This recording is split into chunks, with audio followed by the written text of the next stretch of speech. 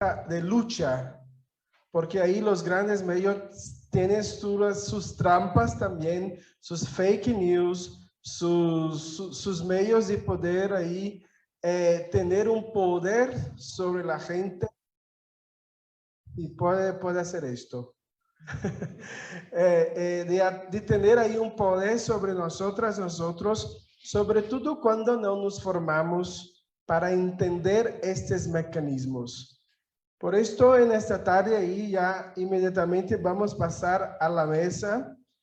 En esta charla vamos a tener Luciana Araújo, que es de Brasil. Y ahí yo voy a pedir a Flaviana o a Luciana que también se presente antes de su charla. Y ahí como 15 minutos de intervención. Y después vamos a escuchar Leonardo Gomes, que es de Gerovia, aquí de Brasil. Luciana, yo hablé, Luciana es de Brasil. Y Leonardo, que aquí está con nosotras, que es de Gerovia, aquí de Paraguai. Ele também vai se apresentar. E aí passamos imediatamente a la compañera que ya no está. Todavía no. Todo bien. Entonces podemos comenzar con Leonardo. Gracias por estar aquí con nosotros. Tú tienes 15 minutos para compartir y ahí traer tus ideas y cómo podemos usar estas herramientas de la comunicación como una herramienta de lucha en nuestro cotidiano y en nuestras organizaciones.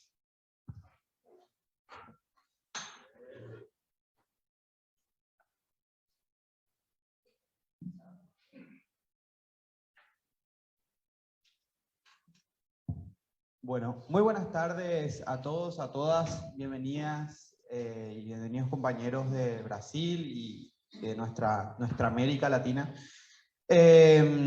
Cuando me invitaron a hablar de este panel, uno piensa redes sociales y piensa solamente interacciones, tecnología, esa cuestión que hacemos cotidianamente, pero en verdad estamos hablando de poder.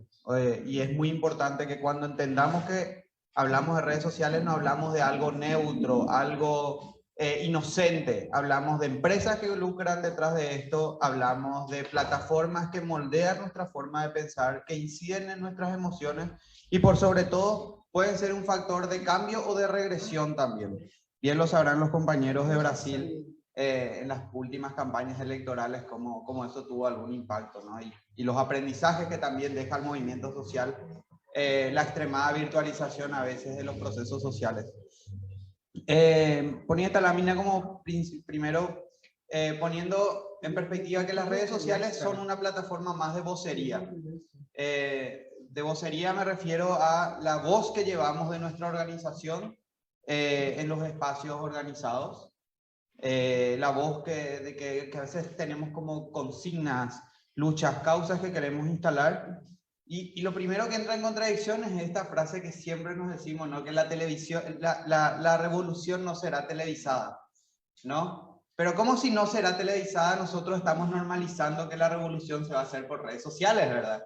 Es como que en algún punto también nuestros procesos cognitivos, aprendizaje social, están un poco atrasados con relación a los cambios que nos impone la tecnología y el consumo. Pero bueno, en esa mirada pongo esta reflexión, ¿no? Porque también las redes sociales la usamos por solidaridad con consignas, con causas, con Itaipú, causa nacional, con la causa de los Abá Guaraní, con las causas que tenemos del movimiento social y la represión de la violencia en São Paulo, con muchísimas cosas. Las redes sociales hoy nos permiten visibilizar y solidarizarnos. Nos permiten recaudar fondos también, ¿no? Cuando como organización hacemos actividades, ofrecemos venta de libros, nos permite derrocar gobiernos. O sea, es fuerte esto, ¿no? Pero cuando ustedes ven que el boom de las redes sociales y la política empieza con obviamente los intereses políticos de la revolución, de la revuelta árabe, cuando vemos lo que fue en algún punto los aparatos de trolls y bots de extrema derecha activando en gobiernos populares, cuando vemos lo que fue el golpe en Bolivia, Cuando vemos esas cuestiones y vemos maquinarias de redes sociales, entendemos que no son una zona libre de intenciones políticas. Sirven para poder visibilizar crímenes, denunciar y detener a personas. Sirve para defender la libertad de opinión e información cuando hay cercos mediáticos. Sirve para defender los derechos humanos. Y en algún punto eso creo que es el foco de esta perspectiva que vengo a plantear. Porque en redes sociales corren muchas cosas, pero sobre todo también tenemos que saber identificar lo que nos importa que corra en redes sociales y lo que en verdad pueda perjudicarnos. Y esto, cuando hablamos hoy de redes sociales, en esta charla particularmente vamos a hablar de lo que es la comunicación socializada, que es la base de la política según Emmanuel Castells, que es un teórico de toda esta tecnología. Y decía que hoy estamos viviendo la mediatización de la política. Todo pasa por redes sociales, todo pasa por medios, corre un link y nosotros creemos en lo que estamos viendo. Y si no estás en las redes sociales, y si no estás en la televisión, y si no estás en la radio, no existís. Y al fin y al cabo eso también a veces colisiona con una mirada de derechos, ¿no?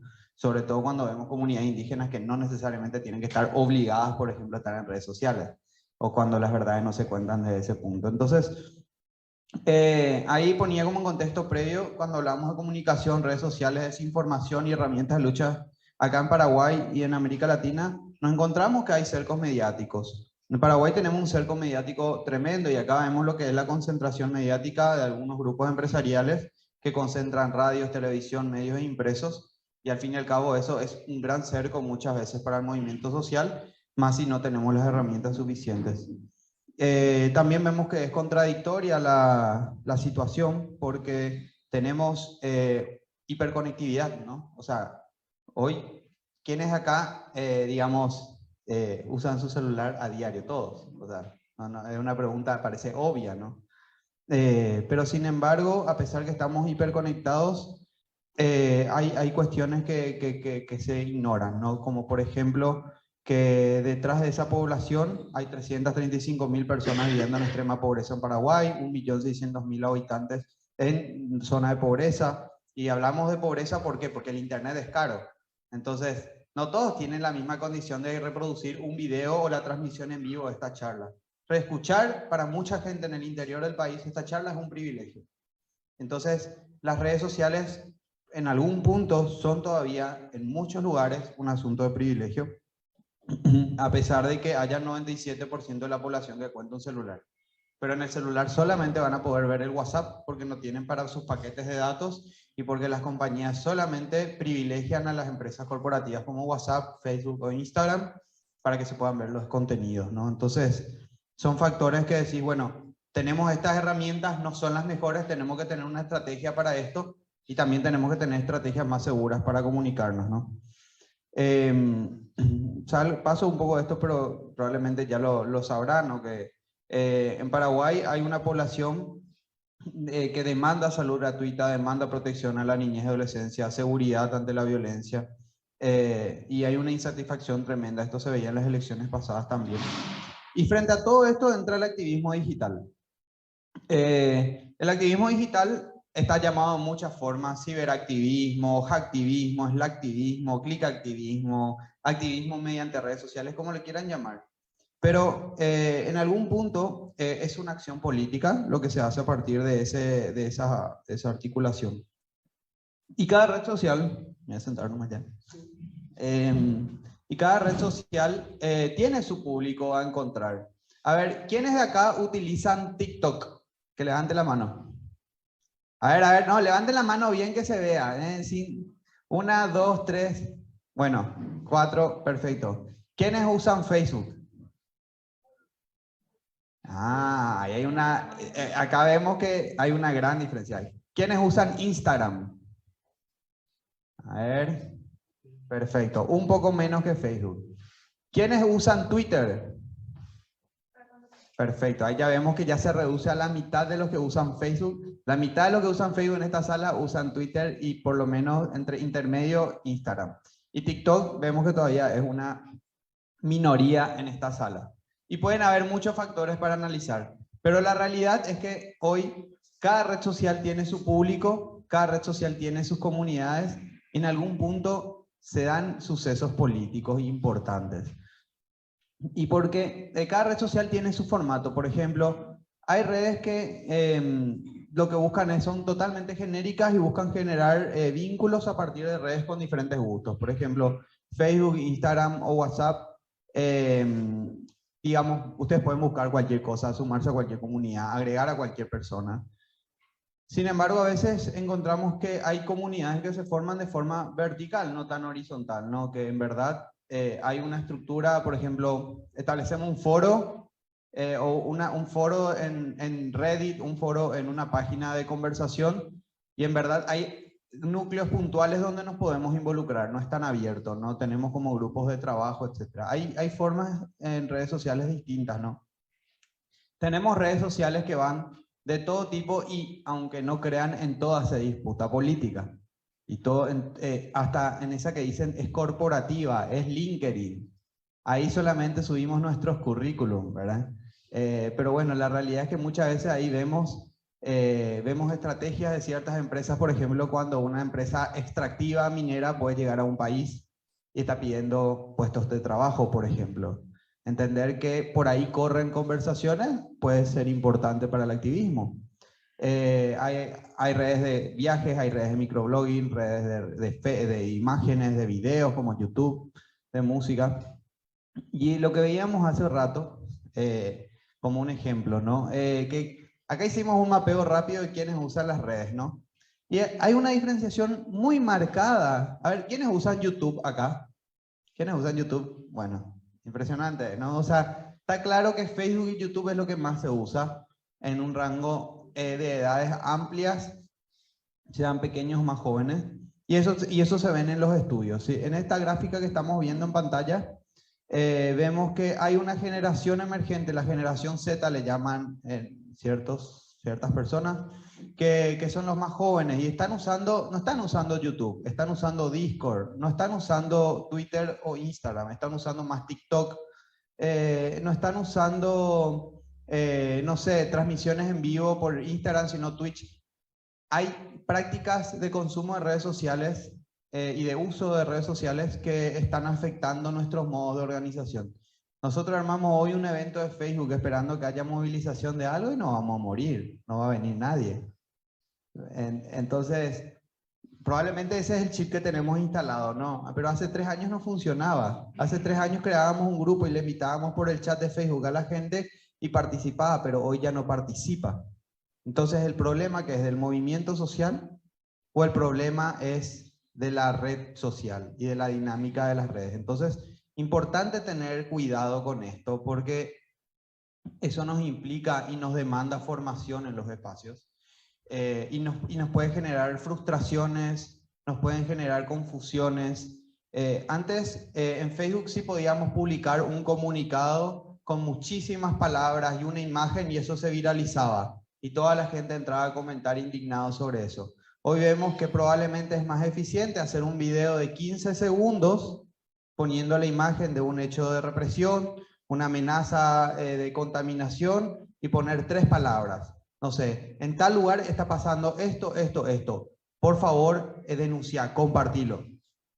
O un grito, una situación, y eso puede sensibilizar mucho más que 3 días de asamblea, 2 días para redactar el comunicado, el equipo que tenga que diseñar, otra persona que tiene que armar. La lógica está cambiando en la inmediatez y en los formatos también. Entonces, hay recomendaciones genéricas que nos pueden servir para todo. Uno es crear comunidad. Entender que lo más efectivo, y eso es muy simpático porque yo conozco muchas organizaciones que ponen plata en redes sociales, pagan publicidad en Facebook, esperando que eso tenga resultado. Ponen su tarjeta de crédito ahí porque les aparece un anuncio. Y lo que están haciendo es cometiendo un error. Porque en verdad la publicidad llega de una forma difusa, pero las comunidades no importa si va a haber publicidad o no, se van a encargar de viralizar. La comisión vecinal, la junta de saneamiento, la organización indígena y sus asambleas de los fines de semana. Aunque tengamos un exceso de virtualización, esos son los núcleos de mayor engagement, como le llaman estos técnicos de las redes sociales, ¿verdad? O sea, hay más fidelización si yo le mando a Mercedes, que le conozco, y Mercedes me respeta a mí, cuando yo le mando un enlace o un mensaje, hay más probabilidad que ella lo comparta a que así me aparece un anuncio en Facebook. Pero ¿cuál es el problema? Y lo pongo como un contexto y después vamos a profundizar. Eso es un problema para el WhatsApp, por ejemplo, porque utiliza esa comunidad que antes creíamos estaba solamente virtualizada, y lo que está potenciando son las comunidades reales a partir de mensajería, y están instalando campañas de desinformación masiva. Entonces, identificar que estas comunidades, si lo están haciendo por ese medio, es porque estas comunidades son más fuertes que las redes sociales. Las comunidades humanas, las comunidades de lazo, las comunidades asamblearias, de organización de base, tienen suma relevancia en los procesos de comunicación, incluso en redes sociales. Entonces, las publicaciones que generan emociones se comparten más. Hoy vivimos la dictadura de las emociones en las redes sociales. Si no te hace llorar, si no te da pirí, si no te indigna, si no te enoja, no se va a viralizar. Y el algoritmo lo premia. Si es emocional, te va a dar más viralidad porque le da más recursos, le da más dinero y le engancha más a la gente. Lo otro es importante tener un protocolo de publicaciones y coberturas. Si son de una organización, importante pensar cómo se hacen esos procesos, a quién le dan el permiso de administración de la página. No vaya a ser que el día de mañana se enojan con alguien, hay un conflicto interno y uno se lleva la página, el otro se lleva el Twitter, el otro se lleva las contraseñas del correo y se le armó una tremenda crisis de seguridad organizacional. Entonces es importante tener protocolos no solamente de publicación y de cobertura, sino también de seguridad adentro de las organizaciones. Otro punto es siempre pensar que podemos decir muchas cosas, pero lo mejor es lo que podemos decir en 2 oraciones, por lo menos en un orden descendiente, ¿no? Si con eso conseguimos llamar más la atención, perfecto, podremos después pasarle un texto de 2 páginas. Lo otro, pensar los emojis. ¿Saben qué son los emojis? A ver, bueno, los emojis son los emoticones, los iconitos que a veces envían en WhatsApp. Entonces, eso es útil también en la comunicación. No poner todo texto. Pongan una oración y una carita y después cuenten lo que están diciendo. Parece un absurdo, pero yo lo probé varias veces en redes sociales que son amargadas como Twitter y funciona. O sea, pongan un icono en la primera oración, al inicio o al final. Incluso hasta los iconos generan identidad, es una cuestión muy rara, ¿no? Lo otro es, tienen que tener en cuenta que la gente no tiene tiempo para las redes sociales, porque estas redes sociales se basan en la ansiedad, en el capitalismo de vigilancia, en que nos tienen que controlar, y en la medida que tenemos más ansiedad con la red, más y más vamos a querer consumirla, porque nos da estímulos hormonales. Entonces, tengan en cuenta que también lo que ustedes publiquen lo tienen que ver en 10 segundos, en 15 segundos, en 3 segundos, incluso en 3 segundos muchas veces se determina la posibilidad de que se vea un video o no. Entonces, importante eso. Lo otro, ser inmediatos, publicar videos. Hoy ya se está visualizando, o sea, volvemos al Homo videns de Sartori, volvemos a la persona que se ve reflejada en una pantalla. Controlar las faltas de ortografía, a veces es un detalle mínimo, pero que puede marcar una diferencia. Y después cuidar los formatos de diseño, respetando libros de estilo, de uso de imagen cuando son institucionales. Yo sé que está otra compañera, así que ustedes me avisan cómo voy a estar con el tiempo para no extenderme. Dale, perfecto. Es importante cuando vemos redes sociales y venimos de comunidades que el territorio piensa. Si uno piensa en forma colectiva, en forma de Big Data, como piensan estas grandes multinacionales, y buscan y quieren datos, esos datos pueden ser útiles para nosotros y muchas veces tenemos que saber encontrarlos. Si ustedes tienen ¿alguien acá administra una página de Facebook? ¿Quiénes administran una página de Facebook? 1, 2, 3, 4, 5, 6 personas. Perfecto, y probablemente del otro lado de la pantalla habrán otras más. Facebook tiene un portal, una página de su portal de business, digamos, de negocios, donde uno puede ver cuáles son los intereses de las personas según una segmentación determinada. Por ejemplo, yo pongo en Asunción y puedo ver que en Asunción estas personas tienen preponderancia con esta afición, con esta comida, con estos locales de entretenimiento. Nosotros podemos identificar comunidades.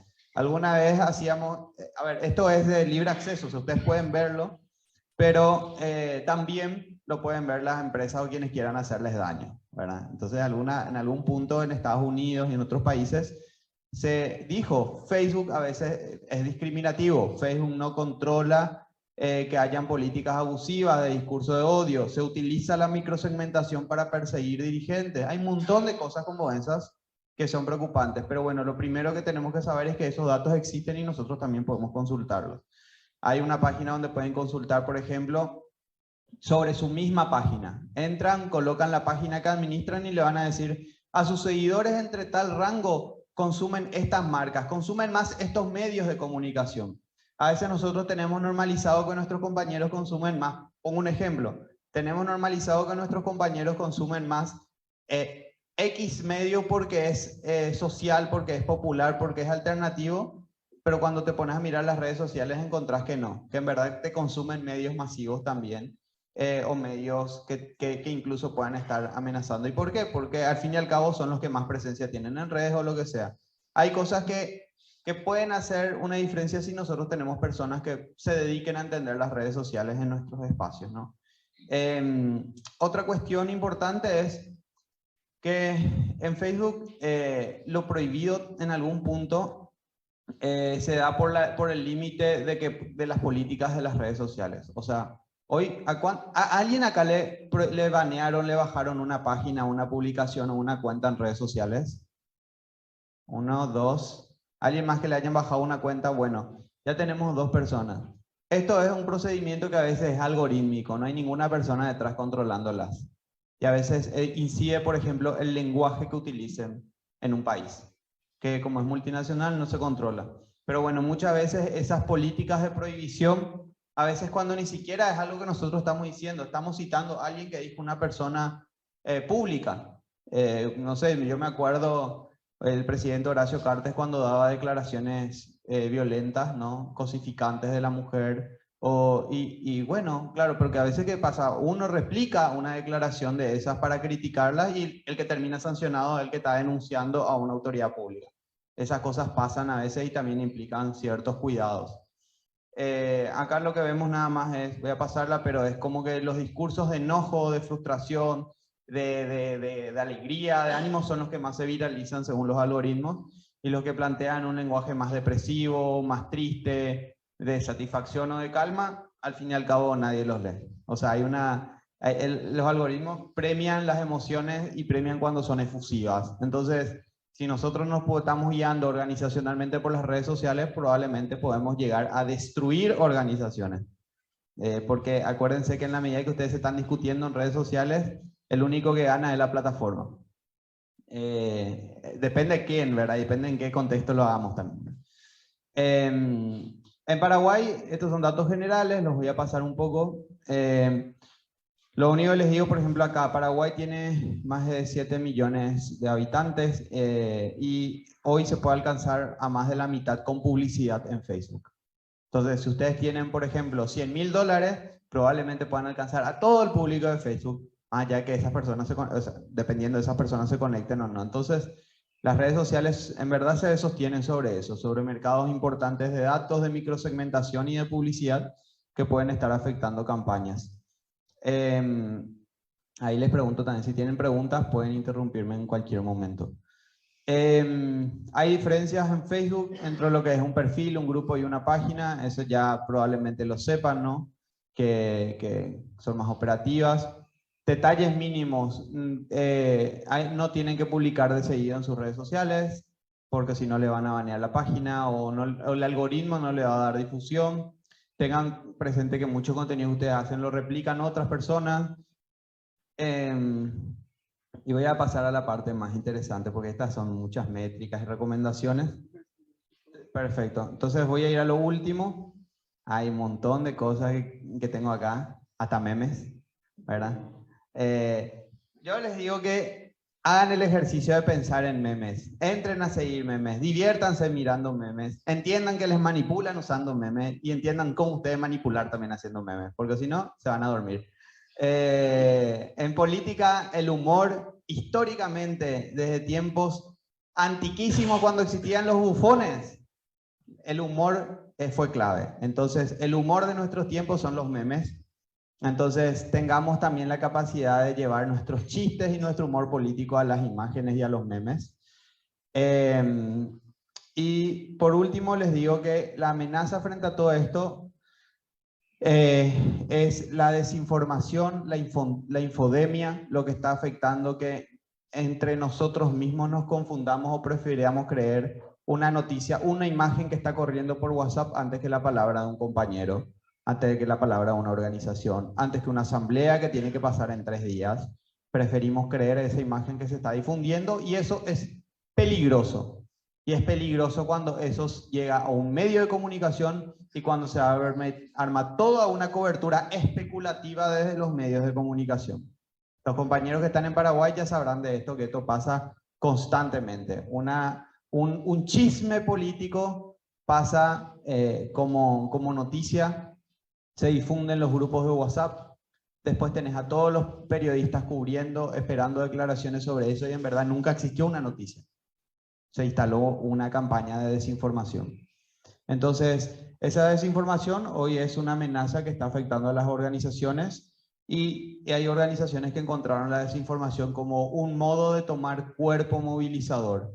Vimos lo que fue el asalto al Capitolio en Estados Unidos, vimos lo que fueron los antivacunas, antiderechos, digamos, en Paraguay y en otros lugares, por ejemplo, con consignas como no al pacto migratorio porque se nos va a llenar de inmigrantes en Europa, como no queremos pro vida, pro familia, queremos mamá y papá, etcétera, como que si los demás no lo quisieran, uno, y dos, como un cuerpo de indignación que tomaban redes sociales, tenían cobertura mediática y luego armaban una manifestación, o lo mismo pasaban con los negacionistas del COVID en los últimos tiempos, ¿no? Donde partía un video o una imagen que todos compartíamos preocupados porque lo decía un doctor que no conocíamos, un doctor que decía que era francés de tal instituto, de tal cosa, y le teníamos que explicar a nuestras mamás que eso no era cierto, pero ¿qué tantas explicaciones nosotros podemos dar? Si no, tampoco nosotros le conocemos a la doctora, tampoco nosotros conocemos la fuente. O sea, en algún punto nos confunden a todos, pero esa confusión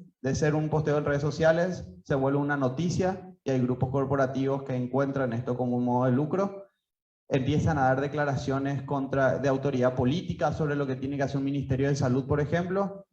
Luego te arman una convocatoria, te movilizan gente, dicen quiénes son los buenos y quiénes son los malos, fuertes, sin pensamiento político detrás, sino más bien un interés muchas veces lucrativo o perverso que hay.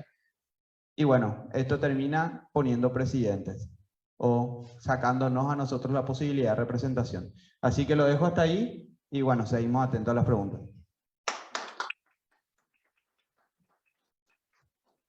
Muy bien, muchas gracias, Leonardo. Vamos a tener un momento para debate, para comentarios, preguntas. Y vamos a pasar ahora para la compañera Luciana. Un momento que yo voy a hacer su presentación. Okay. Oi, Luciana. Olá, boa tarde. Boa tarde. Entonces vamos a escuchar a Luciana, que é jornalista e ativista do movimento negro em Brasil. Luciana, é um gosto poder ouvi-la.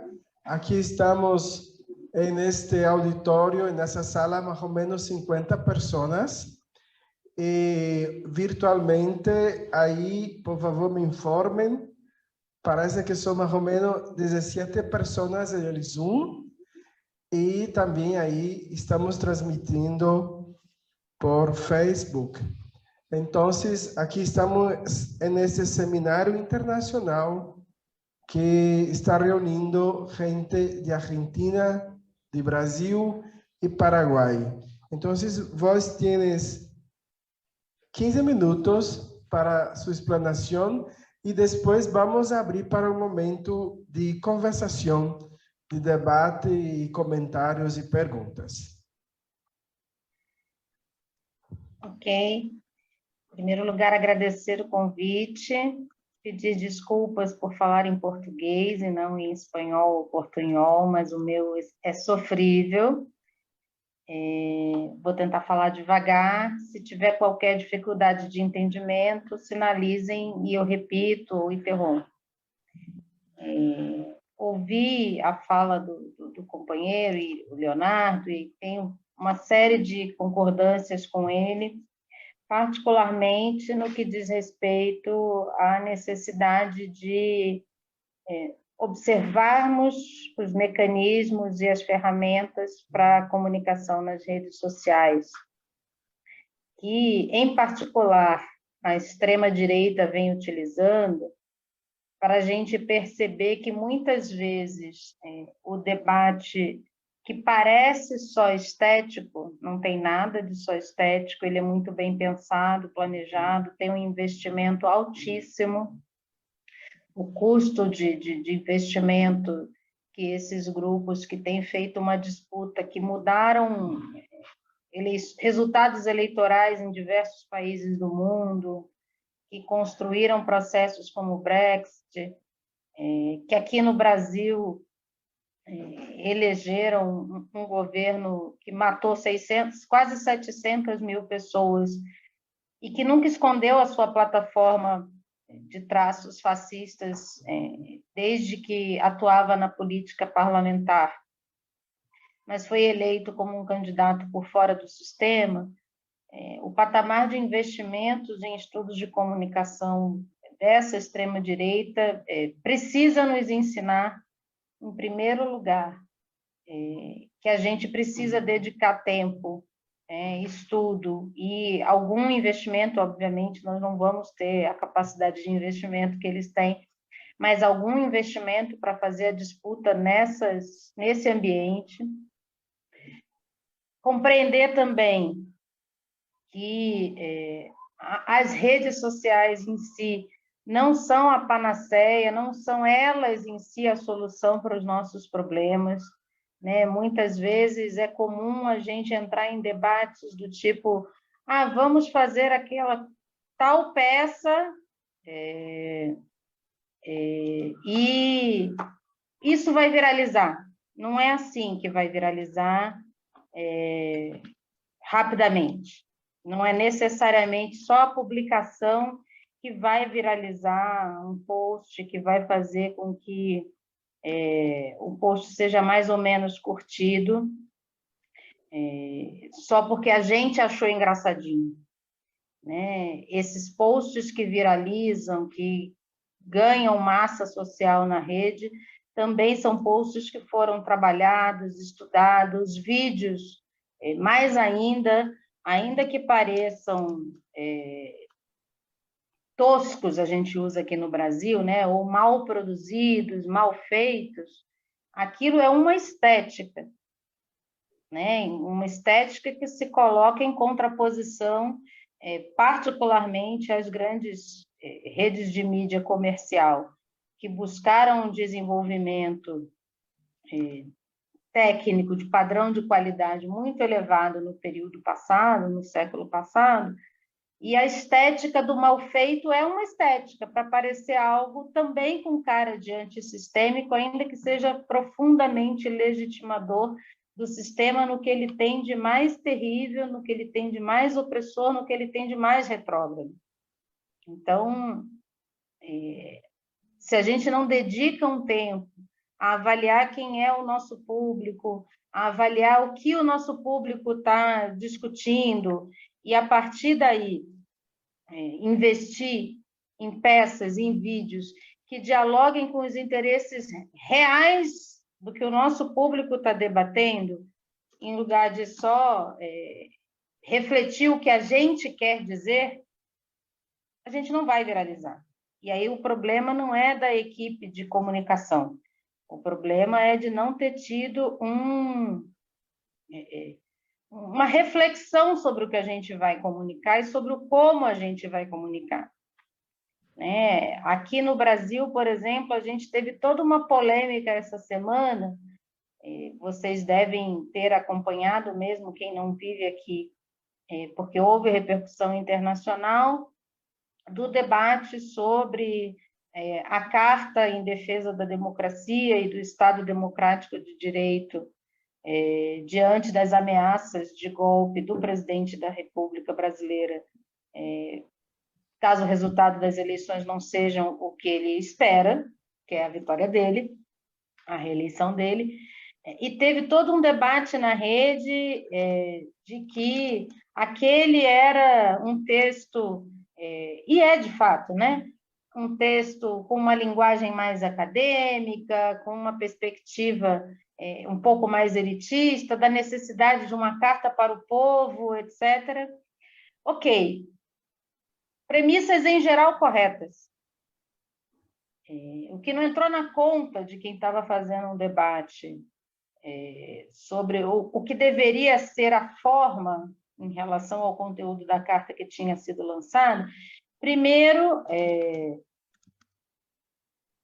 que a carta lançada por setores acadêmicos, juristas, políticos, parte do empresariado, tinha já chegado ao patamar de quase 1 milhão de assinaturas, o que no Brasil, em que pese seja um número reduzidíssimo de população, é, de longe, a coisa que mobilizou mais gente nos últimos 10 anos, ainda que tenha sido uma mobilização virtual, ainda que tenha sido uma carta com um conteúdo limitado, obviamente, até por juntar setores sociais muito diversos, e que o simples lançar de uma carta com uma linguagem mais popular não iria, bom, agora as massas vão correr e assinar a nossa carta.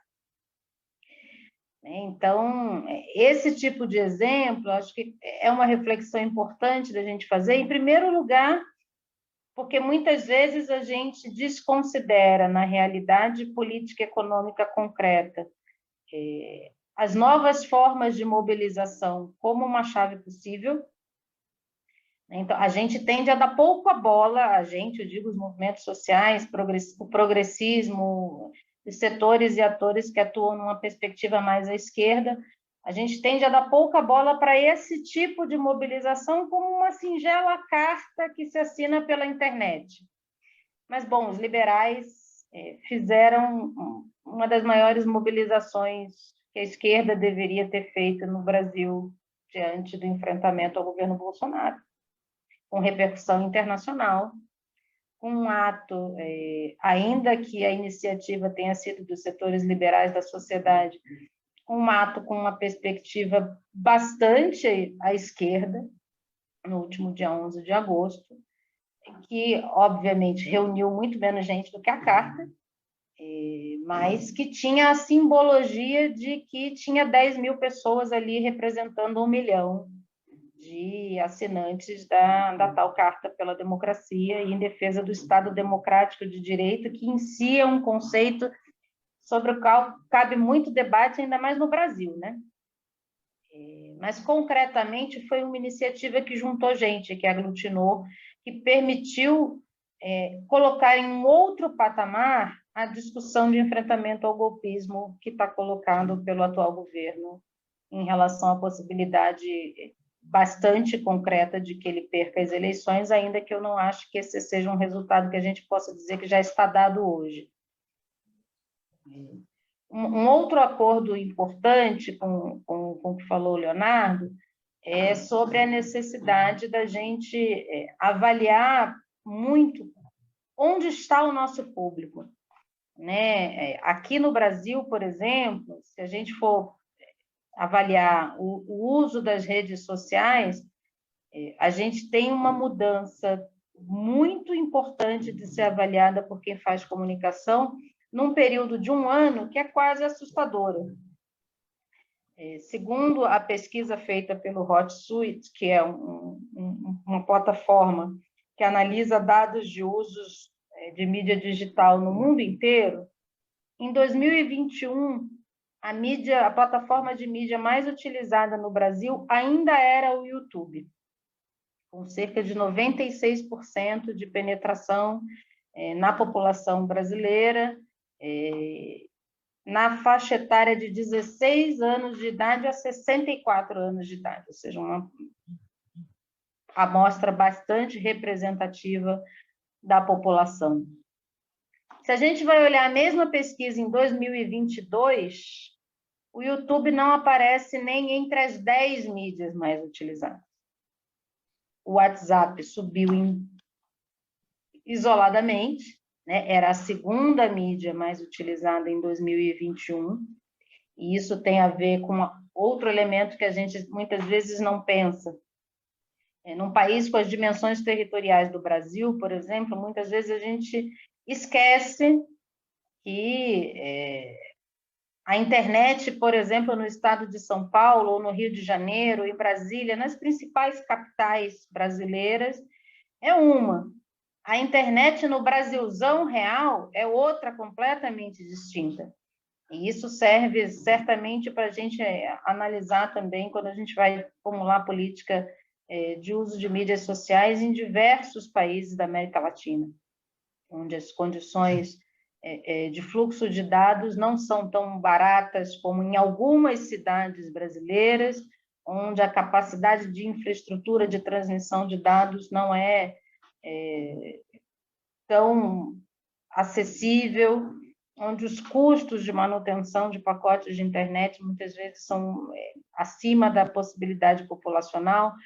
Então, se a gente pensa YouTube, né, e associa a queda dele de ser a primeira mídia social mais usada, para não ser nem uma das 10 mais utilizadas em 2022, num período de um ano, a gente precisa botar nessa conta a crise econômica, que fez com que muita gente não conseguisse mais pagar pacote de internet, o que é a própria infraestrutura de rede fora das grandes capitais, o fato de que o YouTube ainda está migrando para uma linguagem cada vez mais comum, aí tocando no que falou o Leonardo, de que não adianta a gente querer falar tudo, o nosso debate, programa, e os conteúdos interessantíssimos que a gente produz num produto. Né? A linguagem das plataformas digitais é cada vez mais a linguagem do TikTok, né? Dos pequenos vídeos do Instagram. O Instagram, inclusive, tinha expandido a possibilidade de minutagem em que era possível publicar livremente, reduziu isso. Por quê? Porque o que vende é a linguagem do videoclipe. Então, a gente precisa pensar em como a gente formula a nossa comunicação de forma que a nossa mensagem caiba em um minuto. A população superexplorada, com carga horária de trabalho maior, vivendo numa situação de precarização maior, não tem tempo para assistir os nossos vídeos de meia hora, 1 hora, 40 minutos. A gente precisa fazer o exercício de compreender por que a mídia grande domina o debate político. Porque ela faz inserções massivas de pequenos produtos com conteúdo, em geral, bastante ruim, empobrecido do ponto de vista de conteúdo, mas muito rico em martelar ideias, martelar ideologias. E fazem uma associação do que é transmitido na novela, no telejornal, no jornal impresso, no programa de entretenimento, e tudo isso forma um todo que faz sentido na disputa ideológica. Muitas vezes nós, dos movimentos sociais, avaliamos que só um produto com uma mensagem perfeita de 5, 10, meia hora vai convencer e ganhar o nosso público para a disputa política. Infelizmente, isso é cada vez menos provável, porque a linguagem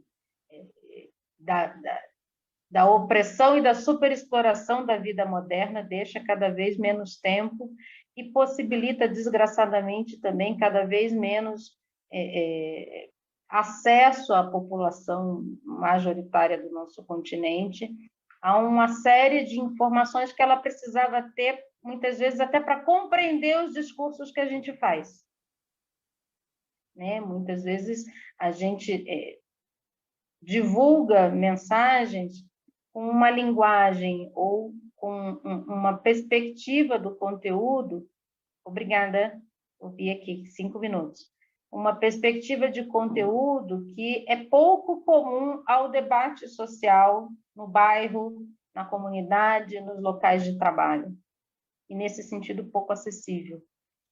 Então, prestar atenção nessa migração, hoje no Brasil, as 5 mídias mais utilizadas são todas as que migraram para o formato TikTok. Né? É o WhatsApp, que limita, inclusive, o tamanho dos seus vídeos, porque o vídeo, quanto mais longo, mais pesado ele é, aí o WhatsApp vai cortar no meio, não interessa o que você quer divulgar, se você quiser transmitir aquela mensagem, você vai ter que cortar.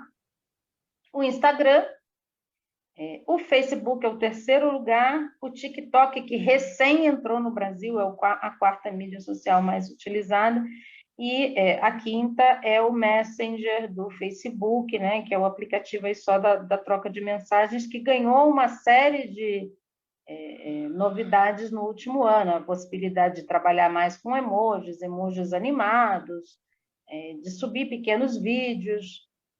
Então, a gente compreender que não basta jogar ao vento a nossa mensagem é bastante decisivo nessa disputa. É muito importante, né, ocupar o espaço das mídias sociais, não é à toa que o outro lado está nadando de braçada e gastando muito dinheiro para fazer essa disputa. O trabalho da produção de memes e de coisas que sejam menos sisudas, mas que também sejam feitos, não como uma cópia, muitas vezes meio também mal produzida, do que o outro lado faz, mas que partam da análise. O que o meu público está debatendo hoje? Né? Quais são os assuntos de maior interesse entre as pessoas que seguem a minha rede social? O que tem mais comentário, curtida e interação entre as pessoas que seguem a minha rede social? Para que eu possa, do estudo disso, traçar, não, por aqui eu consigo fazer uma piada, eu consigo fazer uma gracinha, eu consigo produzir uma peça que viralize. Né? E viralização não é só um esforço de vontade, é em especial tocar o coração do público que recebe aquela mensagem. Para encerrar, particularmente pensando que nos falta, em geral, dinheiro, tempo, número de pessoas, trabalhadores ou voluntários para produzir os conteúdos, sempre gosto de ressaltar a importância de que seja feita uma análise inicial de onde efetivamente vale a pena a gente estar. Bom, vale a pena a gente estar onde a gente tem a capacidade de fazer bem feito o trabalho. Né? Ter uma conta no Twitter que é alimentada uma vez por semana, uma conta no TikTok que você não consegue produzir um vídeo de 1 minuto bem roteirizado, bem pensado, bem trabalhado, semanal como mínimo. Ter uma conta de Facebook em que você só replica o conteúdo do seu site e ter mais uma conta de YouTube, mais uma conta de Instagram, e mais... não serve para nada, a não ser dispersar a energia que você podia estar concentrando em fazer bem feito em 1 ou 2 redes. Ter a plataforma não significa estabelecer diálogo efetivo com o público que nela está, mas sim dedicar esforço, formulação, elaboração, algum investimento. Isso é, nesse aspecto, um benefício para nós, porque o investimento hoje é menor do que o que a gente já precisou fazer quando não existiam essas mídias para tentar disputar, quando a gente precisava imprimir tudo, distribuir materiais numa extensão territorial nacional. né, materiais impressos, mandando isso por caminhão, malote, avião, correio, seja lá como fosse fazer para chegar fora do território onde a gente imprimia o material.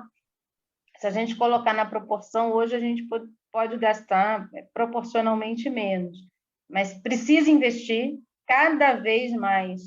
A interação nessas redes é condicionada à sua capacidade de investimento, e a capacidade de investimento precisa ser pensada no longo prazo, porque se você investe hoje, eu quero investir e vou impulsionar essa campanha desse evento, porque isso eu quero que bombe, mas se eu não tenho dinheiro, nem capacidade operacional para manter uma política de investimento, você vai ter um crescimentozinho do investimento que você fez para aquele evento e depois as redes vão te derrubar. O algoritmo marca a sua conta e se você não mantém uma política de investimento constante, ele te derruba. Né? E essa política de investimento constante precisa ser pensada também com capacidade de ter uma certa progressividade, porque a lógica do Zuckerberg, que hoje só não domina o Twitter de todas as redes sociais, é a lógica da cenourinha. Quanto mais você investe, mais você precisa investir para ser visto por mais gente. E com um potencial tão pesado, dado que, né, controla o Facebook, o Instagram e o WhatsApp, que está fazendo o próprio YouTube se reconfigurar. O YouTube entrou também na onda dos vídeos curtos, ainda não se consolidou como essa plataforma, não é à toa que perdeu espaço em relação às plataformas que foram desenhadas para essa nova dinâmica da vida, em que a gente tem que acelerar o áudio do WhatsApp, porque a gente não tem tempo para ouvir o áudio na sua frequência normal. Então, o YouTube está sendo obrigado a se reposicionar, para se relocalizar no mercado, mas ainda está em processo. Então, ou a gente aceita no sentido, né, de como melhor a gente pode aproveitar essas plataformas com as condições que ela tem, ou o melhor é a gente avaliar em que plataforma, de fato, vale a pena nós estarmos. Se não tem grana, não tem equipe, não tem como produzir, bom, então optemos pelo WhatsApp, que é hoje o mais difundido, e lidemos com as condições que ele nos impõe. Mas para fazer a disputa, é bastante importante ocupar as outras redes, dialogando com produzir o nosso conteúdo. A gente não precisa abrir mão de conteúdo. Para encerrar mesmo, eu trabalhei de 94 até 2010 em diversas campanhas eleitorais muito pequenas mesmo. E tem uma coisa que foi uma lição bastante importante nessas campanhas. 1 minuto em audiovisual é um latifúndio, se a gente roteirizar e aproveitar bem. A gente pode vender muitas ideias, não é à toa que a Coca-Cola se vende em vários vídeos de 30 segundos, 15 segundos. O importante é a gente dedicar um carinho, uma atenção e algum investimento ao material que a gente está produzindo, que também é uma sinalização da importância que a gente dá ao nosso próprio público, né? E de produzir com carinho um produto de diálogo e de mobilização para que a gente consiga efetivamente organizar e mobilizar a população, as populações com as quais a gente dialoga sobre temas tão importantes que afetam tão profundamente as vidas delas, mas que muitas vezes a gente não consegue estabelecer pontos de diálogo para transformar a indignação, a irritação, a contrariedade com a situação de vida e as políticas econômicas e sociais que vêm sendo impostas pelos governos em capacidade de organização e mobilização. Então, a gente precisa, acho que, pensar bastante nisso para efetivamente dar um salto na nossa comunicação. É isso, mais uma vez, obrigada pelo convite a todos e todas. Nós que agradecemos. Muitas graças, Luciana Araújo, com aplausos. Muchas gracias. Ahí vamos a tener más o menos 20-25 minutos de comentarios, un debate, preguntas. Tu tem tempo, né, Luciana, para ficar mais uns 20 minutinhos? Que eu sei que você tem uma reunião às 5, né? Tenho 15. 15 minutos, então. Aí, vamos fazer primeiro as perguntas que temos para Luciana Araújo, porque depois se queda acá com nós outros, Leonardo Gomes. Então, como é de acá, está aqui com nós outros temos mais tempo com ele. Então, se há perguntas, só um comentário antes de passar para as perguntas. Eu penso que há aí uma boa conexão em las duas charlas, que nós temos contenido, temos muito o que fazer. Lo que comenta Luciana vai muito de acordo com o que traz Leonardo, que em los territórios produzimos muito. Solo temos que saber aí como usar estas ferramentas para poder ter mais visibilidade de todo aquilo que hacemos. Então, isso me chamou muito a atenção, aparte de toda essa, de lado, toda essa parte técnica que temos também que entender, porque muitas vezes não usamos porque não entendemos como manejar. Pero temos conteúdo, temos capacidade, temos também aí uma abrangência que podemos poner aí a nossa cara nestes meios. Então, abrimos para aí pouco de perguntas para a Luciana. Se alguém tem, por favor, levanta a mão, porque depois Luciana se vai e aí quedamos com Leonardo. Thalita. Aqui te alcançou. Bom, olá, Luciana, eu sou a Thalita, vim aqui para o seminário pela Rede Jubileu Brasil e atuo no SEFRA, no Serviço Social Franciscano.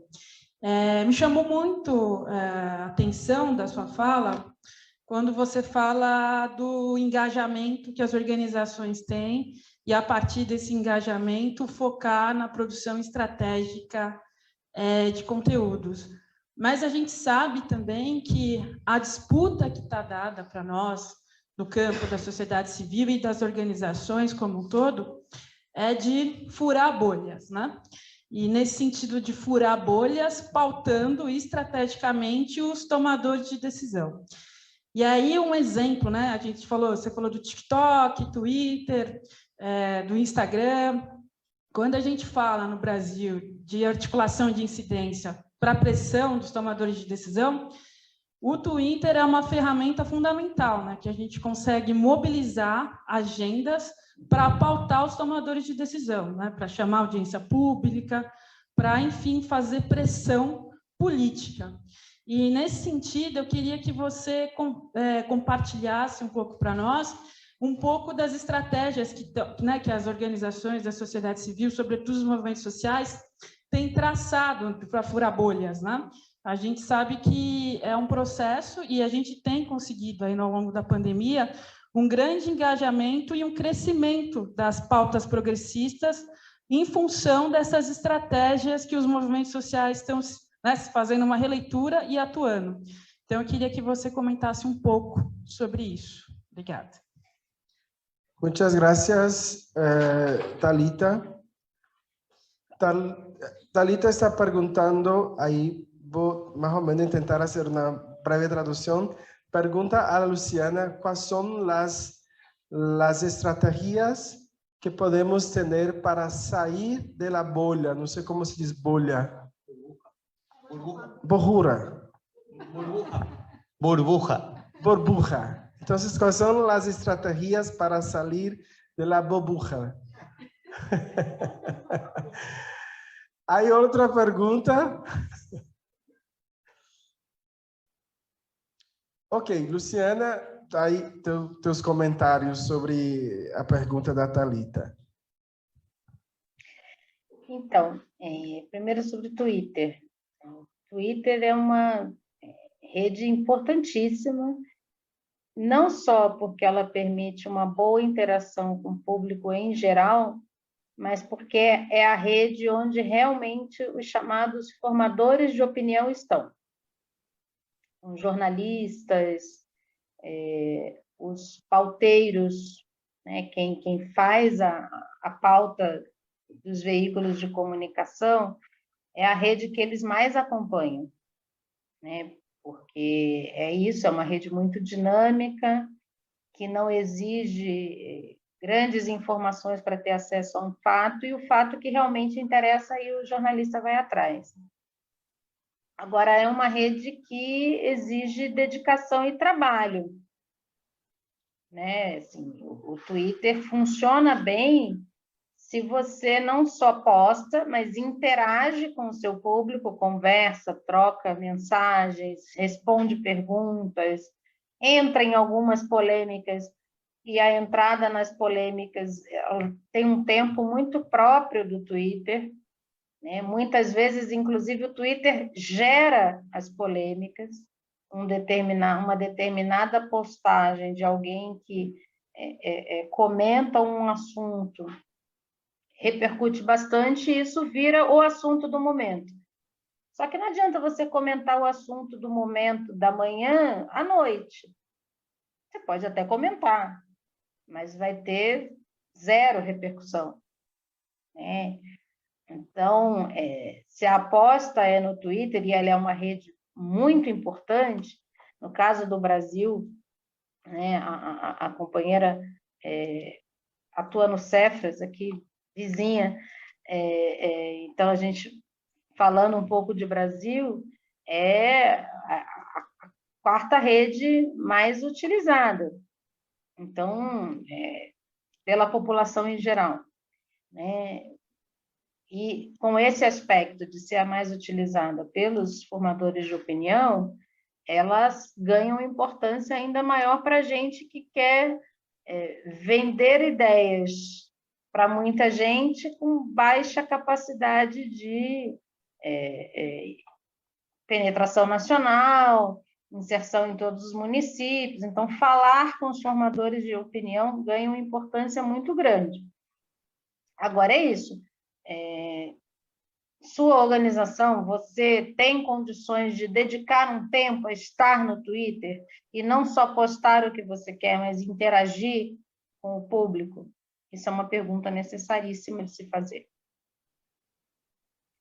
E isso não é para dizer apaguem as contas no Twitter, é só para responder a questão de por que é difícil a gente sair da nossa bolha, né? E aí, tentando migrar para outra pergunta, as estratégias para furar a bolha são, em primeiro lugar, a gente desapegar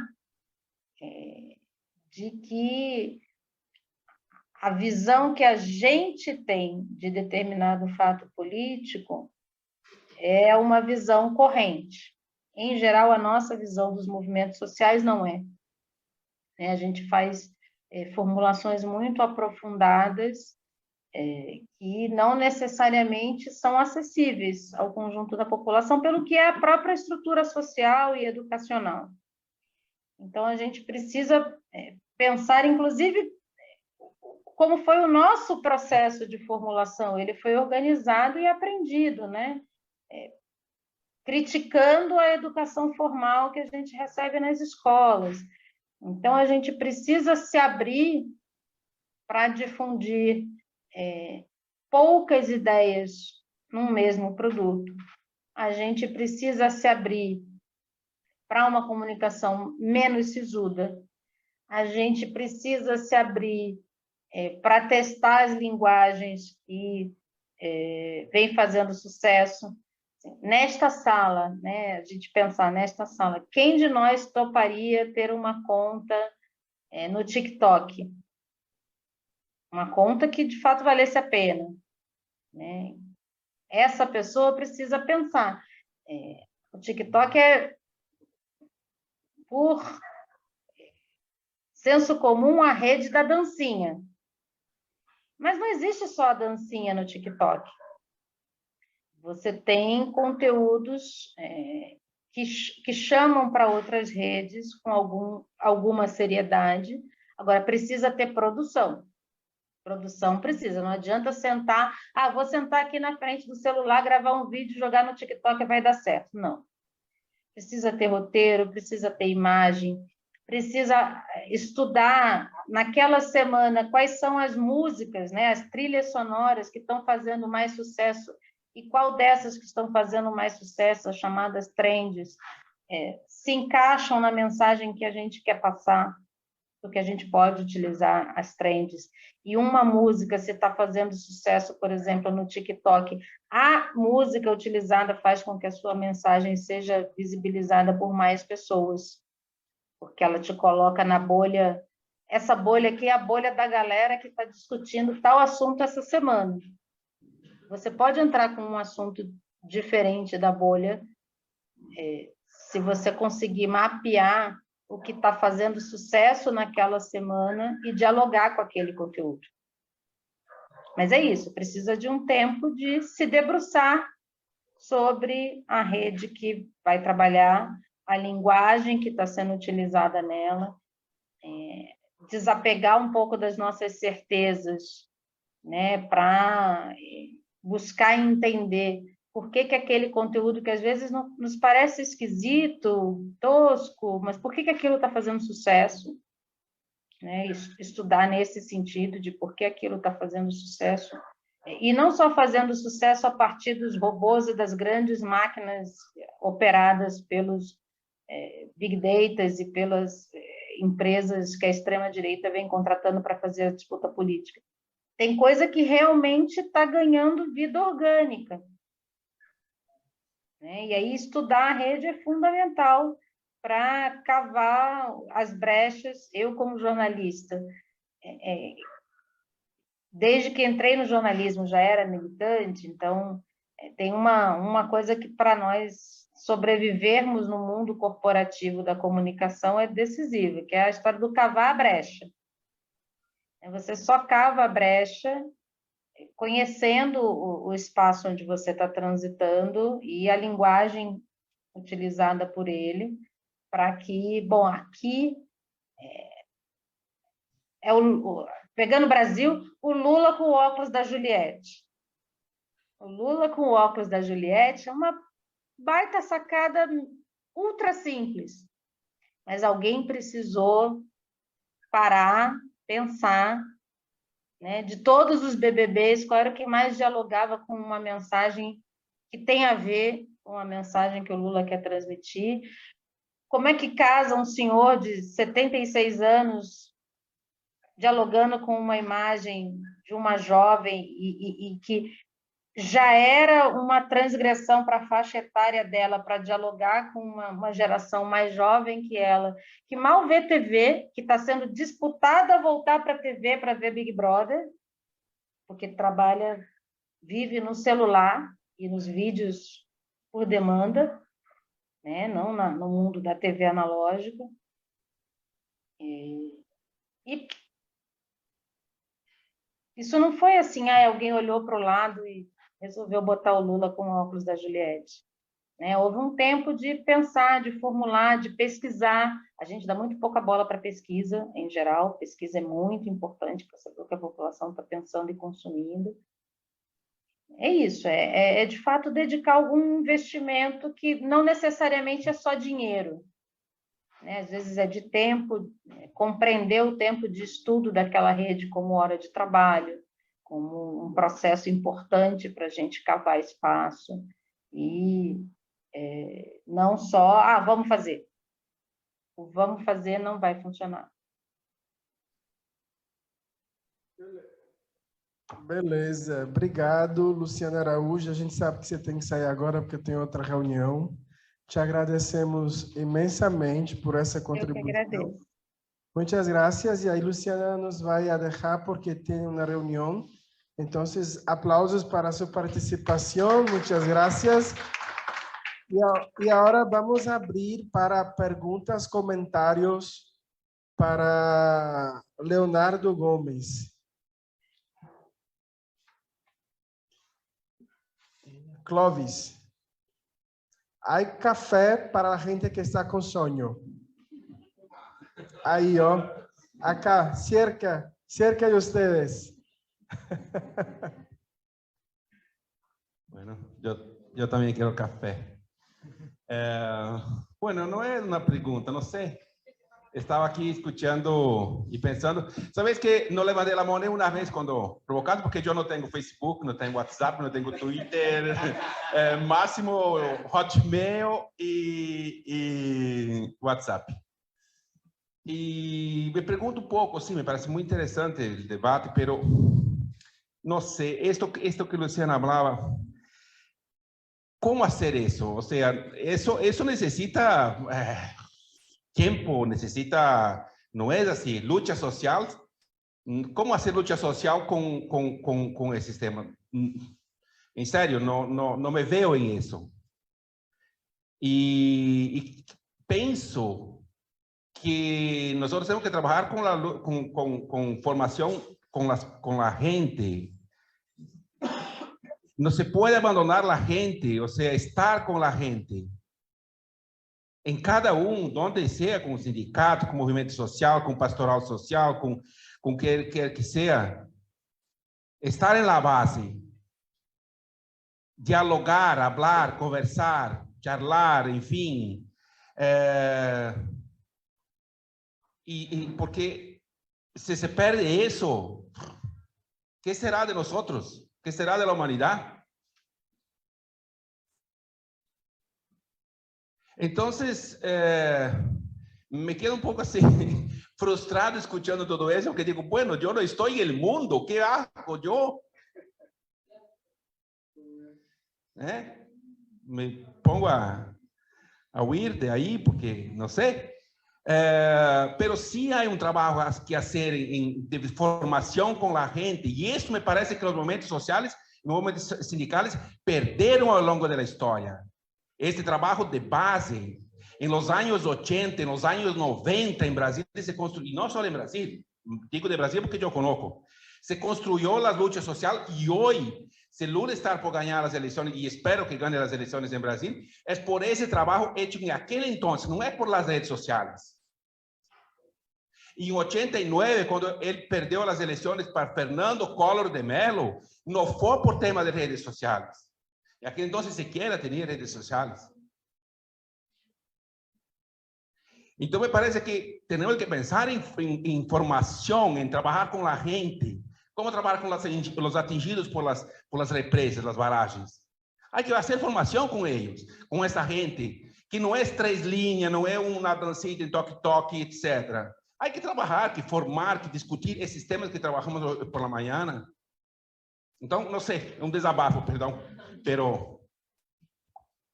Gracias, Clovis. Tenemos inscritas a Mercedes María Paz, Guillermo. Mientras habla Guillermo, vamos a cerrar las inscripciones. Mira, todos quieren preguntar cosas a vos. Cuando habla Guillermo, vamos a cerrar las inscripciones. Después vamos a dar más 10 minutos para Leonardo, para que haga sus comentarios, responder a la gente, etcétera, etcétera. Mercedes. Gracias. Bueno, realmente creo que el tema comunicacional es una batalla. En los 80 y los 90 eran los medios empresariales los que dominaban la agenda. Ahora ya tenemos los metadatas, ¿no es cierto? ¿No? Como que saben ya qué pensamos, qué nos gusta, qué noticias falsas vamos a creer. Entonces, saben cómo también alienarnos. Entonces, yo quería preguntarte, Leo, sobre el tema de las noticias falsas. ¿Cuáles pueden ser las estrategias para trabajar ese tema con la gente? Porque somos tan fácilmente víctimas. Yo misma fui varias veces víctima de noticias falsas. No sé si alguien de ustedes no fue víctima. Entonces, ¿cómo trabajamos eso? ¿Qué estrategias podemos tener? ¿Cómo identificar una noticia falsa también? Siendo que muchas veces los medios de comunicación supuestamente serios transmiten noticias falsas también. Bueno, esa es mi pregunta. Le paso entonces a María Paz. Gracias, Mercedes. María.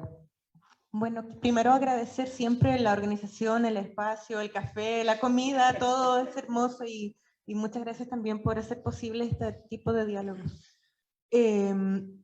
yo quería preguntar y compartir experiencia a propósito de lo que decía el compañero, porque me comparto mucho la desazón de la despersonalización en un nivel, como tener que convertir las emociones en un emoji. A mí también me rompe algo por dentro, tengo la sensación de que no se personaliza y es duro, pero también no. Es decir, paradójicamente también eso hace posible, o al menos para nosotros en Chile, hizo posible la creación de otras formas de empatía y de solidaridad que no hubiera sido posible sin las redes. Quiero decir muy específicamente, por ejemplo, que durante el proceso de la revuelta que les conté en la mañana, si no hubiese sido por las redes, nos habríamos enterado de muchas menos cosas, porque lo que estaba pasando en la calle no llegaba a los medios por ninguna parte, y para las que no estábamos en el lugar donde estaban ocurriendo las cosas, era imposible saber. La forma en que empezamos a saber que había tortura, la forma en que supimos en vivo cuando a la gente le estaban disparando, la forma en que sabíamos dónde había que ir o dónde había que moverse fue por las redes. Fue la única forma de cuidarnos en un momento, de dónde estaban los peligros, de generar contacto entre territorios, de poder movilizar recursos de un sitio a otro, de generar solidaridad internacional con las chilenas que vivíamos. En ese momento yo estaba en Barcelona también, en otros territorios, enviar apoyos, es decir, en serio puedo dar fe de que si bien las redes tienen un lado muy oscuro de manipulación, de control de los cuerpos y de los pensamientos, fake news y demás, también puede ser una herramienta, al menos para nosotras fue central, porque fue la única forma de romper el cerco mediático. Hubo un momento en octubre de ese año en que la prensa no estaba mostrando nada, era increíble, estaba todo paralizado, el centro estaba cortado, todo el mundo en la calle, y los medios insistían en poner noticias de perritos y cachorros, cualquier cosa. Entonces la cosa es que para nosotras eso fue una experiencia muy importante por el potencial que tenía de resonancia. Ahora que estamos a puertas del plebiscito de la nueva constitución, obviamente eso nos juega muy en contra, por lo que dices tú, Mercedes, porque hay una cantidad de noticias falsas también, porque lo que ha hecho la derecha ha sido ocupar las redes también en su favor. Entonces cunden las noticias falsas, en fin, es un lío, pero siento que es como en cualquier espacio de poder que hay gente del mal, que es la que, con la que tenemos que trabajar y saber que está ahí, y apoyo mutuo, cuidados y otros que también, como en un territorio. Ahora, es un territorio muy extraño al que está totalmente actualizándose todo el tiempo, antes era Facebook, ahora es TikTok, es complicado y es de difícil acceso porque depende de la energía. Sin luz no hay redes y ya está. Por otro lado, yo quería preguntar si tenías algunos tips o pistas de seguridad cibernética para activistas, porque yo de hecho no tengo redes sociales porque me las hackearon. Fue muy brutal y recibí varias amenazas en un momento y ya nunca más las tuve porque me cansé de eso, pero es complicado porque de pronto no sabemos, yo sí sabía, pero igual me lo hicieron, es decir, es muy difícil de pronto evitar que te ataquen o que te hagan bullying directamente y no es tan fácil moverse en ese mundo. Entonces, si hay algún tip ahí que nos puedas compartir de cómo cuidarnos, estaría bueno. Eso. Gracias, María Paz. Guillermo, si hay alguien que aún gustaría hablar, por favor, levanta la mano ahora, porque después que habla Guillermo, vamos a cerrar las inscripciones. Flaviana, así, funciona así. Ok, Guillermo. Gracias. Hola, compas. Hola, Leo, ¿qué tal? ¿Todo bien? Voy a una interpretación en base a lo que acabé de escuchar y de paso una pregunta también. Esta cuestión de la despersonalización y la lejanía que tenemos con las redes sociales. Pienso que efectivamente abandonar el trabajo de base, abandonar las plenarias, abandonar los barrios, abandonar el trabajo día a día, me parece que en ningún momento Leo dijo eso. Me parece que él dijo exactamente lo contrario, que en realidad ahí está la fortaleza. Sin embargo, creo que los tiempos nos invitan a reformular ciertos aspectos en lo comunicacional. Las redes sociales forman parte de eso. Pienso nomás en el cómo llegamos hoy en día a la juventud, en cómo llegamos en una plenaria como la que estamos discutiendo. La información como recorre nuestro cerebro, por así decir, eso fue cambiando con el correr del tiempo y es ahí donde necesariamente tenemos que trabajar colectivamente el cómo transmitimos la información. Es decir, no vamos a abandonar las plenarias ni el trabajo de base, pero no podemos más llegar a la plenaria exactamente de la misma manera que hace 20 años, porque la información recorre con otra velocidad y con otro formato. Y es ahí donde viene mi pregunta, Leo.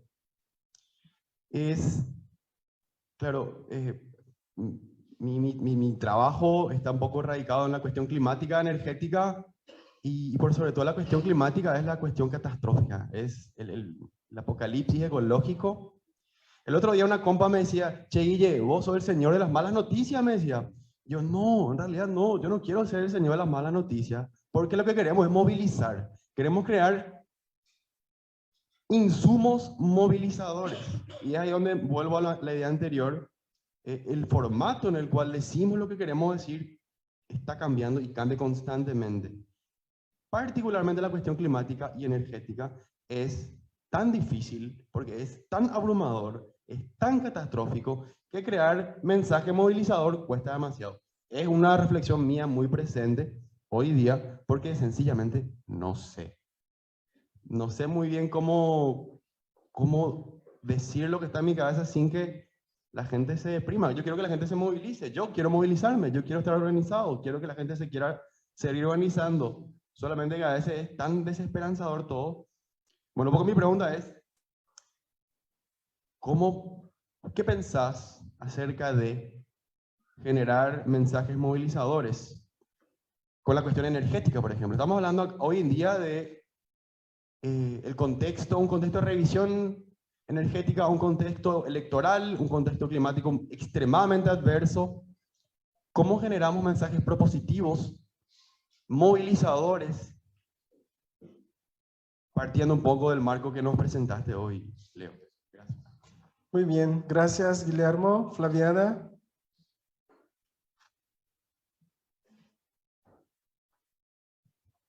Hola, hola. ¿Me escuchan? Voy a intentar aquí en portuñol. Entonces, compa, solo un pequeño comentario, la verdad. Nosotros especialmente como periodistas somos un tanto sospechosos para hablar, pero comprendemos esta angustia que ustedes tienen. Aquí estoy especialmente por el comentario de los compañeros Cloves, pero las cosas no se reemplazan. Por ejemplo, nos vamos a cambiar el trabajo de bases, la formación en las bases por el tema de la comunicación, por el trabajo de la comunicación, sino son cosas que caminan juntas y son muy importantes.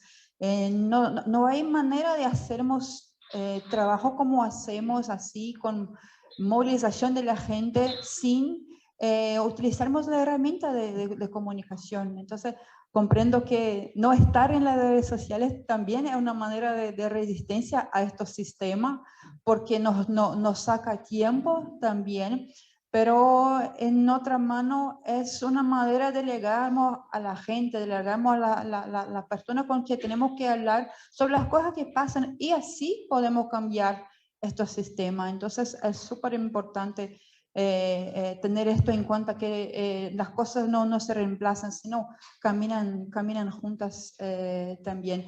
Y una manera, por ejemplo, no queremos trabajar de repente utilizando, haciendo chistes o memes o cosas así, pero por ejemplo tenemos otra manera de trabajar con datos. Por ejemplo, aquí en los diferentes paneles hablamos de datos de diferentes tipos para hacernos el debate de algún tema, sobre todo cuando son un poco más complejos, tal vez utilizar datos, hacer la traducción y hablar de una manera más sencilla. Y así podemos también impulsar esta reflexión con la gente también en la base. Solo esto que me gustaría comentar, porque de verdad no es posible vivir hoy y hacer movilización social, incidencia y trabajo de bases sin utilizar esas herramientas y en nuestro favor. Como tenemos todo un sistema de medios comunicacionales que son tradicionales, conservadores, que se impulsan también en una lucha, entonces tenemos que utilizar. Y una otra cosita que me gustaría recordar, con Pacoles, hablaba que Lula no perdió las elecciones de 89 por las redes sociales. Seguro que no, pero los medios de comunicación que teníamos en la época sí. tuvieron un papel, un rol súper importante, porque en un debate de Lula, un debate de la presidencia con el otro candidato que ganó, con Fernando Collor de Mello, de pura, no sé cómo se habla, pero fue intencional, un periodista empezó a hacer preguntas a Lula porque tenía una otra mujer que no era su pareja. Y eso fue algo súper de la derecha, algo tremendamente moralista. Y sí, esto fue algo que tuvo un impacto en aquel tiempo. Y además, fue los medios de comunicación en Brasil que construyeron la imagen de Lula como la rana barbuda comunista. Y después, cuando ganó las elecciones, porque cambió esta imagen y se convirtió en Lulinha Paz y Amor, que incluso no es la Lulinha que no, nos gusta tanto, preferimos la rana barbuda comunista a veces, pero es verdad, es como hasta hoy los medios de comunicación repiten esto, comunista, derechos sociales como derechos humanos se convirtieron en algo de comunista. Entonces tenemos que utilizar las herramientas de comunicación para decir no es bien así. Aquí termino, perdón por... Muy bien, gracias. ¿Alguien más quisiera hacer comentarios, preguntas o pregunta? Bueno, qué bien, porque estamos muy aprobados con el tiempo.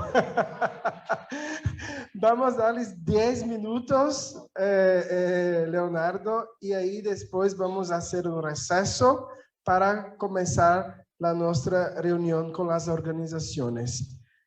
Bueno, es esto, 10 minutos. Bueno, muchas preguntas, pero está bueno.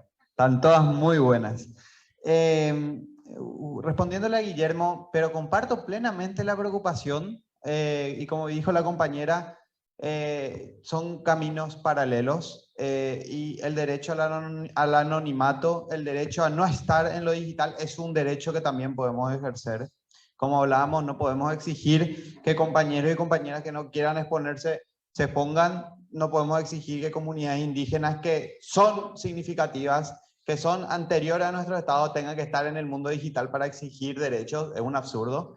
O sea, en verdad, en algún punto nosotros mismos nos creímos que la organización se puede hacer a través de las redes sociales y no entendimos, primero, que las redes sociales son una expresión posible de un repertorio de acción más. Digamos, repertorio de acción significa cuando nosotros estamos pensando en cómo nos organizamos en una movilización, hacemos nuestras asambleas, definimos si vamos a hacer un piquete, si vamos a hacer una manifestación, un escrache político, definimos las cuestiones y también podemos definir, entrar en conjunto en las redes sociales e instalar un hashtag para visibilizar un tema. Pero es un repertorio de una organización preexistente que necesita formación, que necesita recursos, que necesita logística. Entonces, sí, yo no estoy de acuerdo en esa mirada súper tecnosolucionista y naif que hay a veces de que en las redes sociales nos podemos organizar de pleno y sostener un movimiento. Las redes sociales no son sostenibles. O sea, muchos de los procesos no son sostenibles. Pueden haber excepciones, sí, pero no estamos hablando en la centralidad política. Lo otro es, este dilema de redes sociales de organización no es tal porque de algún modo la historia nos demuestra que la propaganda y la organización son pilares fundamentales de la revolución, ¿verdad? No se puede pensar un cambio social si no hay una estrategia de propaganda y difusión. Entonces, podemos entender también a las redes sociales como un canal a trabajar de modo de propaganda, por decirlo así. Entonces tiene su técnica, es como la misma cuestión que la radio, la misma cuestión que los medios impresos. Necesitamos estudiar la técnica para la propaganda en redes sociales, para la difusión y para mejorar la calidad en ese sentido. Y ahí nomás hago el énfasis sobre esto del tecnosolucionismo, ¿no? Que a veces en la desesperación vemos que las redes sociales nos pueden ayudar y creemos que en algún punto, por ejemplo, que el WhatsApp puede agilizar decisiones de organización, ¿no? No, pero ¿qué tanto nos vamos a complicar? Creamos un grupo de WhatsApp. Lo primero, tenemos una reunión, creamos un grupo de WhatsApp. La primera cosa que creamos es un grupo de WhatsApp, ¿no? Entonces, tenemos 20 grupos de WhatsApp y la realidad es que no podemos comprometernos con los grupos de WhatsApp después. Es como que en verdad no hay rostro detrás de eso y en verdad no hay compromiso, y en verdad se pierden los mensajes, y no hay un secretario de actas, y no hay nadie que está sistematizando las decisiones. En verdad se vuelve un poco complejo. Y si bien hay otras soluciones tecnológicas, la brecha de aprendizaje de una nueva herramienta no popularizada es una decisión política de la organización que a veces implica discusiones, desafíos, capacitaciones, y no todos están obligados, no todos tienen que estar obligados, todas las organizaciones, a hacerlo. Entonces, sí comparto la preocupación, pero como les digo, podemos identificar que las redes sociales son un canal posible para el repertorio de acción en la lucha social, un canal de propaganda, pero no necesariamente, y no debe verse como un modo de organización. Porque si le damos demasiada centralidad, podemos perder y debilitar nuestras propias organizaciones.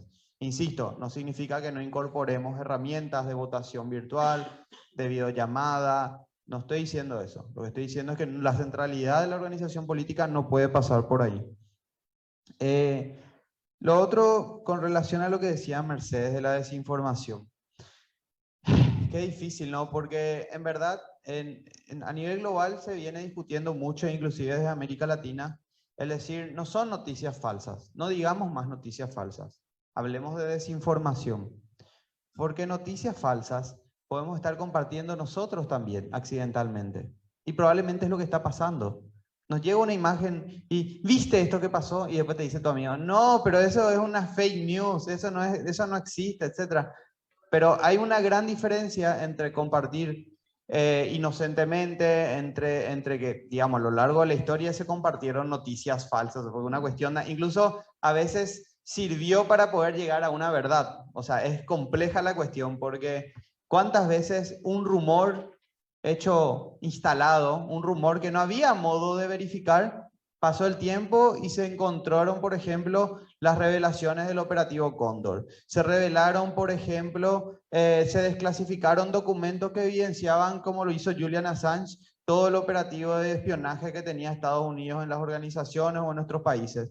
Si nosotros lo decíamos antes, éramos desinformadores, o sea, éramos generadores de fake news, pero entonces nosotros mismos podemos estar teniendo una mirada confusa sobre lo que queremos sancionar. Entonces, idealmente no tenemos que decir fake news, digamos desinformación, porque la desinformación sí guarda consigo una intencionalidad, una mala intencionalidad, que lo que busca es confundir, perjudicar, desintegrar, desorientar a las organizaciones. Entonces, en ese sentido, hago esa primera aclaración, que tenemos que hablar de desinformación. Y lo segundo es cómo hacerle frente. Si bien hay modos, digamos, de ponernos a verificar la noticia, para mí el modo más eficiente es desconfiar de todo lo que recibimos.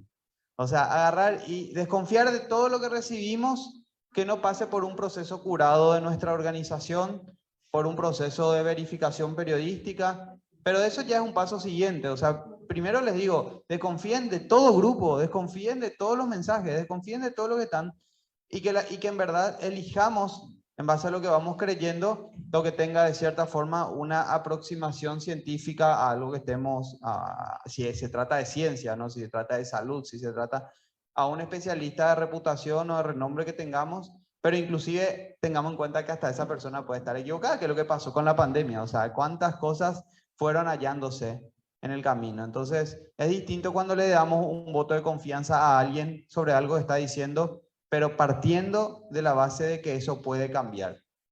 Lo que está pasando con la desinformación es que lo que es falso, lo que no existe, lo que no es, se instala como una verdad discutible, polarizante y fraccionante del campo social. Y eso sí es preocupante, porque en verdad creo que todos convivimos constantemente asumiendo que podemos estar equivocados en lo que manejamos y que podemos reverificar eso. Entonces, para mí ese es un punto conceptual. Nos encuentra en un escenario de miedo, o sea, la desinformación surgen en escenarios de miedo y frustración muchas veces, donde necesitamos creer en algo, donde necesitamos aferrarnos a algo, y es un problema.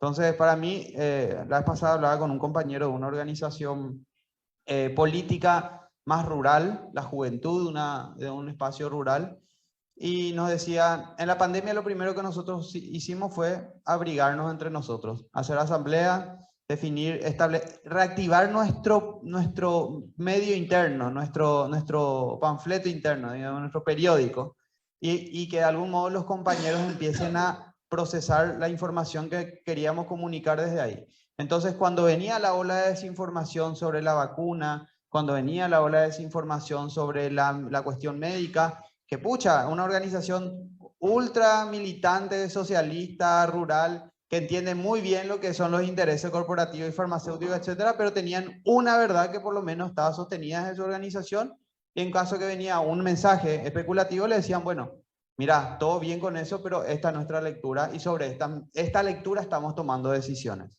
Entonces siempre es importante decirle a nuestros compañeros sobre estas verdades estamos tomando decisiones. Podemos estar equivocados, pero una apuesta a la confianza del espacio y a la organización.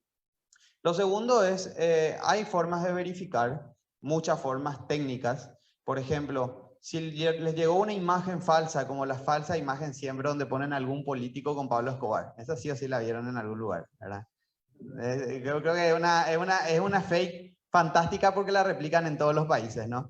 Pueden entrar al buscador de Google, Google Imágenes, image.google.com, que hay una opción donde te da la opción de subir una imagen. Entonces, cuando ustedes suben la imagen, van a encontrar todas las imágenes que se les parecen o son iguales a esa. Y así se descubren muchas veces cuestiones. Otras formas de verificar es cuando recibimos un texto por WhatsApp, que es el principal lugar de desinformación, copiamos y pegamos ese texto en el buscador de Google y empezamos a ver los resultados. Y no es lo mismo encontrar una web que diga laverdadindiscutible.info a que encontrar, no sé, elpaís.com, bbc.com. Claro, porque en verdad ahora hay un montón de páginas web falsas, tipo de contenido, o sea, digamos, intencionalmente desinformadoras. Porque es lucrativo. Porque lo único que necesitas para ganar plata en esas páginas es tener un tráfico de 50 a 60 mil personas al mes. Entonces, solamente los anuncios que vos pones ahí, que ni siquiera son pensados de una empresa, o sea, ustedes quieren hoy publicitar, por ejemplo, en Facebook, o quieren publicitar en Google, y entonces ustedes pagan a Google y vaya a saber en qué sitio aparece. Puede aparecer en cualquier página web. Y esas páginas web agarran, habilitan un espacio para que aparezca publicidad de Google y ganan plata. Entonces, hay un montón de sitios que difunden y hacen desinformación por un objeto lucrativo. Hay un montón de páginas como esa, por ejemplo, sobre ovnis. Si quieren volverse locos, hay un montón de páginas donde la gente persigue así, tipo, y los videos de esto, una locura. Pero todo eso porque es lucrativo. Entonces, buscar es una opción, buscar el texto. Y tercero, salir a responder ágilmente. Hace unos días acá un diputado en plena transmisión nacional, porque había un juicio político, una fiscal general, saca unas supuestas declaraciones del monseñor Adalberto Martínez, poniendo en su boca palabras que no existieron.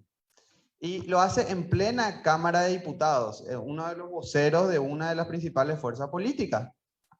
Entonces dice, no, ¿cómo si el monseñor dijo tal cosa? Y usaban un tuit, que el tuit se hizo en realidad desde una cuenta anónima, una cuenta troll, o sea, una cuenta que no tiene ninguna identidad detrás.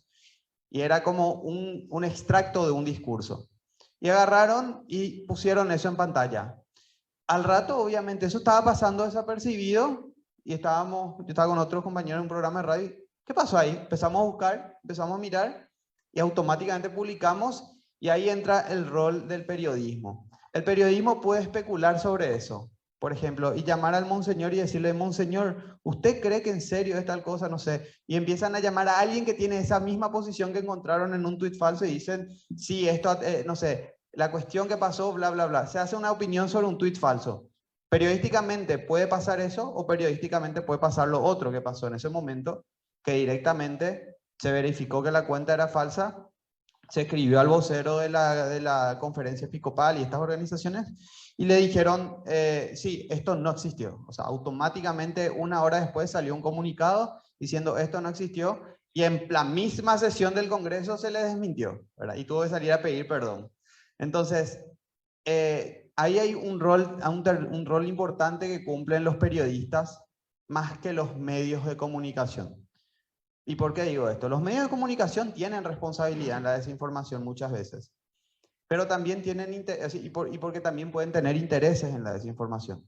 Yo no soy de apelar a decir confiemos en los medios de prensa, porque históricamente nosotros vimos lo que implica y estaban contando hace rato cómo pueden jugar los medios corporativos, incluso con actores políticos en circunstancias muy sensibles. Pero sí podemos apuntar a que los periodistas no estén precarizados. Sí podemos apuntar a que los compañeros de la comunicación que tienen la técnica de verificar noticias, buscar las fuentes, tener el contacto, acceder a medios de prensa y por ende tener como cierta protección jurídica, porque no es lo mismo que ustedes tuiteen en este momento algo a que lo estén haciendo un compañero o compañera periodista que está averiguando una cuestión y que tiene como un respaldo más fuerte por estar dentro de una redacción. Son formas de protegernos contra la desinformación, que tengamos más compañeros y compañeras periodistas que entiendan este fenómeno y que puedan actuar de forma proactiva cuando se da un hecho de desinformación. Como algunas ideas, ¿no? Lo que decían de los emojis, como decía María Paz, de los emojis en Chile y esta despersonalización de las redes. Es que es cierto, no da gusto. O sea, en algún punto, y esto está estudiado hoy más que nunca con el tema de la inteligencia artificial, de los androides. O sea, cuando nosotros vemos algo que ya no es humano, nos empieza a generar ruido.